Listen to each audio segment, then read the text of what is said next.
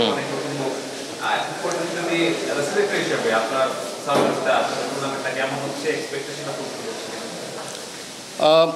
এই টুর্নামেন্টটা করার উদ্দেশ্য ছিল আমাদের লোকাল প্লেয়ারদের প্রমোট করা এবং তাদের এই ফিল্ডটা তৈরি করে দেওয়া। আজকে আমরা দেখলাম যে খুব ক্লোজ ম্যাচ হলো, মানে এক গোলে ডিসাইডেড ম্যাচ। গতকালকে আমরা দেখলাম বেশ বড় একটা রান চেজ হলো।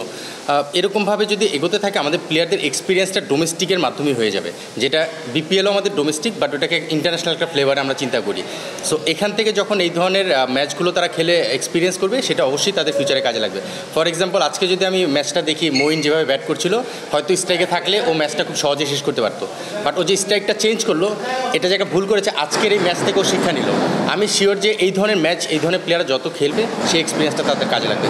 সো এখন পর্যন্ত আমরা যেই কটা ম্যাচ দেখলাম, আমার কাছে মনে হয় যে যেভাবে এগোচ্ছে, এটা আমাদের যে প্রত্যাশা ছিল যে প্লেয়াররা যে এক্সপিরিয়েন্সটা গেদার করবে, সেদিকে খুব ভালো মতো এগোচ্ছে।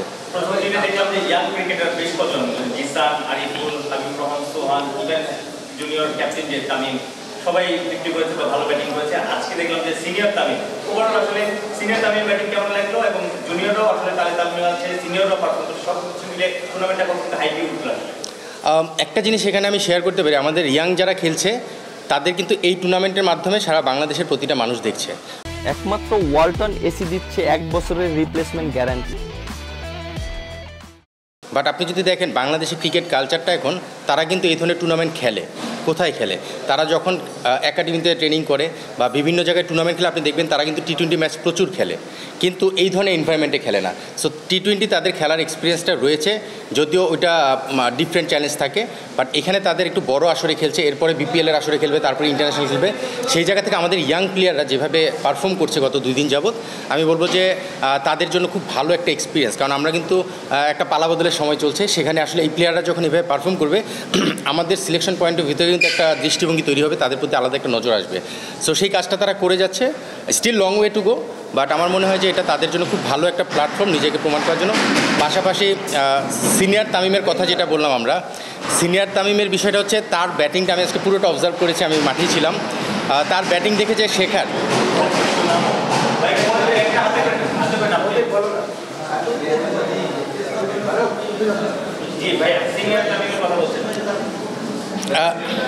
সিনিয়র তামিমের ব্যাটিংটা আমি পুরোটাই মাঠে থেকেই দেখেছি। প্রায় 200 স্ট্রাইক রেটে ব্যাট করেছে। সিনিয়র প্লেয়াররা কীভাবে ইনিংসটাকে বিল্ড করে, কীভাবে সেটাকে ফিনিশ করতে হয়, সেই জিনিসটা আজকে তামিমের ব্যাটিং আমরা দেখেছি। এখান থেকেও কিন্তু আমাদের জুনিয়রদের কাছ থেকে দেখার এবং মাঠে থেকে তার ব্যাটিংটা অবজার্ভ করার একটা এক্সপিরিয়েন্স গ্যাদার করার সুযোগ আছে।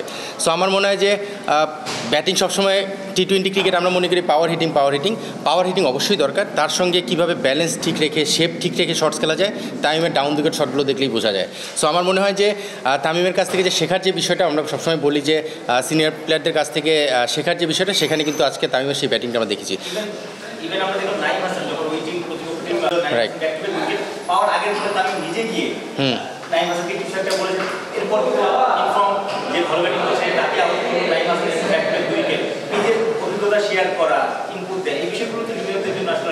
অবশ্যই আমরা আসলে তামিমকে জানি, কিন্তু আমাদের সাকসেসফুল ক্যাপ্টেনের মধ্যে একজন। সেই তামিম যখন মাঠে থাকছে, ক্যাপ্টেন্সি হয়তো করছে না, বাট গতকালকে আমরা আমাদের মেইন মাঠে খেলায় দেখেছি তামিম কিন্তু একটা সময় রাব্বিকে বলছিল, সে ফাইনাল লিগে ফিল্ডিংয়ে ছিল, ডিপ মিড উইকেট নিচ্ছিল ইয়াসির রাব্বি, ডিপ মিড উইকেট না নিয়ে সেই ফিল্ডারটাকে উপরে এনে তামিম ফাইনাল লিগ পিছনে চলে গেল, এবং ওই বলেই ব্যাটসম্যান আউট হলো। এই যে এক্সপিরিয়েন্সটা এবং ব্যাটসম্যান রিড করে যে কী করা উচিত, এই এক্সপিরিয়েন্সগুলো কিন্তু ক্যাপ্টেন এবং প্লেয়ার, স্পেশালি বলাররা শিখছে যে এই সিচুয়েশনে আমার এটা করা উচিত। তামিম থাকাতে এই গাইডলাইনটাও তারা পাচ্ছে, আজকেও আমরা দেখলাম। সো আমার মনে হয় যে 2টা ম্যাচে আমরা তামিমকে দেখলাম কতটা ইনভলভ থেকে প্লেয়ারদেরকে গাইড করছে, সেটা বলার হতে পারে, সেটা ক্যাপ্টেন হতে পারে। সো এটা আমরা প্রত্যাশা করি যে আমাদের সিনিয়র প্লেয়াররা যত বেশি খেলবে, আমি জানি যে মুশফিক খেলবে, শান্ত খেলা শুরু করবে, বাকি সিনিয়র কিছু প্লেয়াররাও খেলবে আপকামিং ম্যাচগুলোতে, তাইজুল রয়েছে তার মধ্যে একজন। সো এই প্লেয়াররা যখন আসবে, আমি শিওর যে ইয়াংরা তাদের থেকে অনেক কিছু শিখবে।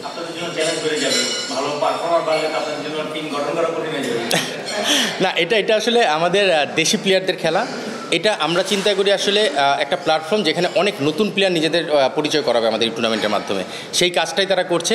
সঙ্গে যেটা যোগ হচ্ছে তাদের এখানে খেলার যে প্রিপারেশনটা, সেটা কিন্তু বিপিএলে কাজে লাগাবে। সো এটার সঙ্গে কিন্তু বিপিএল খুব কাছাকাছি এবং রিলেটেড।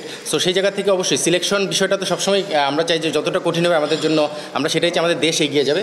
সেই জায়গা থেকে আমরা এই কঠিন চ্যালেঞ্জটা সবসময় ফেস করতে চাই। আশা করছি যে এটা কন্টিনিউ প্রসেস থাকবে।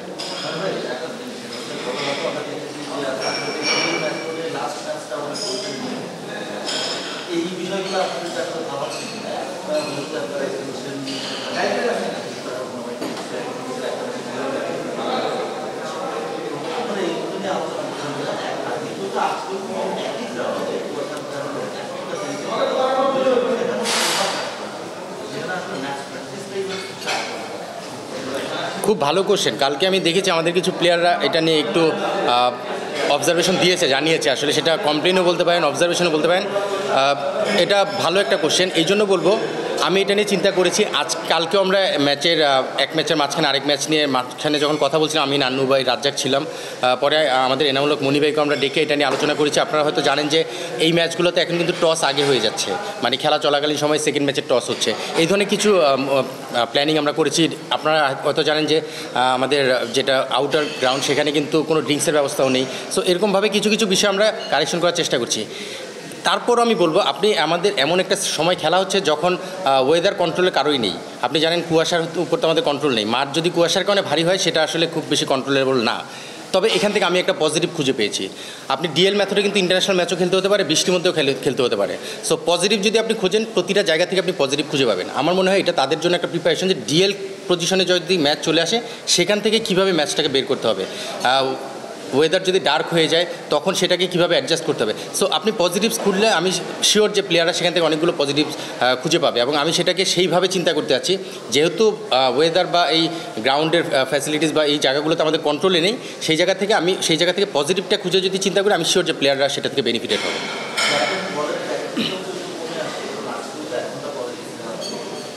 কমে আসতেই পারে, এটা শুধু এই ম্যাচে না। আপনি দেখবেন কোনো একটা ভেন্যুতে আমরা খেলছি, তখন বৃষ্টি হচ্ছে, সেখানেও এরকম কাটেল ওভার হতে পারে। সো আপনি সেটাকে সেই পজিটিভ দিকে যদি নিয়ে যান, এটা থেকে পজিটিভ পাবেন। আপনি কোনো একটা মাঠে হয়তো একটা টাইম ফ্রেম থাকে খেলার, বৃষ্টির কারণে সেই খেলাটা হয়তো 10 ওভারে নেমে আসলো। 10 ওভারে কীভাবে আপনি খেলবেন, 15 ওভারে কীভাবে খেলবেন। সো আপনি সেইভাবে যদি এই ম্যাচটাকে নিজেকে ডিজাইন করে খেলার শুরু করেন, আপনার এটাও কিন্তু একটা এক্সপিরিয়েন্স। সো আমি বলছি যে এখান থেকে পজিটিভসটা খুঁজে নিলে আপনি সেভাবে নিজেকে প্রস্তুত করুন।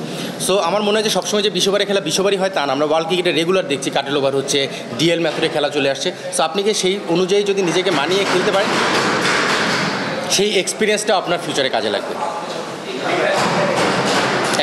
একটা মিনিট।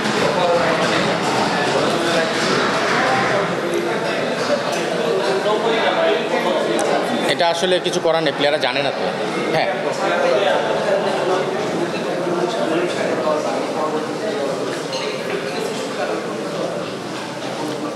এখানে টিম করার ক্ষেত্রে যেটা হয়, টিম কম্বিনেশনে প্রথমে টিমগুলো থেকে একটা লিস্ট আমরা চাই, তারা একটা লিস্ট দেয়। তারপরে সেখান থেকে 15 জন করার ক্ষেত্রে আমরা টিম কোচ এবং ক্যাপ্টেনের সাথে কমিউনিকেশন করি, এবং সেখান থেকে তারা যে প্রায়োরিটিটা দিয়ে থাকে আমরা সেটার দিকে মূল লক্ষ্য রাখি। পাশাপাশি আমাদের কিছু অবজারভেশন থাকে, সেখান থেকে মিলিয়ে টিমটা করি।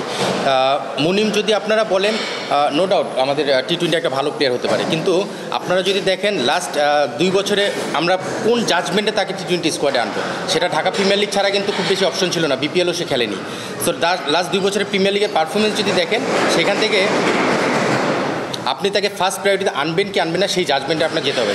সেখানে আমার মনে হয় আপনারা কতটুকু সেটা নিয়ে অ্যানালাইসিস করেছেন বা অবজার্ভ করেছেন আপনারা, আমি যদি নাও করে থাকেন একটু দেখবেন লাস্ট 2 বছর প্রিমিয়ার লিগের পারফরমেন্সটা, তাহলে সেখান থেকে আপনারা কিছু অবজারভেশন পাবেন। বাট স্টিল যখন আমাদের একটা স্পেস হয়েছে, সে কিন্তু টিমে এসেছিলো, তারপর আবার ইনজুরি কারণে তাকে চলে যেতে হয়েছে। সো এটা শুধু মুনিম সাহেবের ক্ষেত্রে না, এটা যে কোনো প্লেয়ারের ক্ষেত্রে আমরা সেই ধরনের একটা অবজারভেশন রাখার চেষ্টা করি। সো এটাই। যদি কোনো প্লেয়ার কোনো পার্টিকুলার দিকে কম্পিটিশন বাদ করে অন্য কোনো দিকে মানে বাইরে শর্ট থাকে, মানে আমি বলতেছি যে প্লেয়ারগুলোকে ইমপ্রেস করার বিষয়টা পরবর্তী সামগ্রিক হতে আসলে এই বিষয়গুলো আসলে পরবর্তী না, আপনি এই টুর্নামেন্ট থেকে সেটা প্রতিফলন দেখতে পাচ্ছেন। যদি আপনি ক্লোজলি অবজার্ভ করবেন, আপনি দেখবেন আন্ডার-19 খেলে আসা ইমন পেস বোলার, সে কিন্তু তার টিম কিন্তু সিলেট, কিন্তু সে কিন্তু অন্য টিমে খেলছে। মেহেদী হাসান রানা, সে আমরা জানি চট্টগ্রামে, সে খেলছে খুলনায়। সো টিম ব্যালেন্সিংয়ের ক্ষেত্রে যেই টিমে যে প্লেয়ারের দরকার নেই, তারা মনে করেছে যে ক্লিয়ারেন্স দেওয়া যায়, তখন তারা অন্য টিমে খেলছে। এবং এটা আমরা কিন্তু নজর দিই। আপনি দেখবেন যে আন্ডার-19 না, শুধু এইচপি, আন্ডার-19 এবং আমাদের প্রতিটা প্লেয়ারই আমাদের বাংলাদেশের আমাদের প্লেয়ার, বা টিম কম্বিনেশনে যেই টিমের যাকে দরকার তখন আমরা সেটা দিচ্ছি। যেমন আমিন পিয়ান, সে কিন্তু বেসিক্যালি বরিশালের না, সে খেলছে বরিশালের হয়ে। তো এরকমভাবে কিছু কিছু জায়গায় আমরা ব্যালেন্সিং করার চেষ্টা করেছি, এবং টিমের ডিমান্ডটাকেও আমরা প্রায়োরিটি দেওয়ার চেষ্টা করেছি। সো সেভাবেই টিমগুলো করা হয়েছে।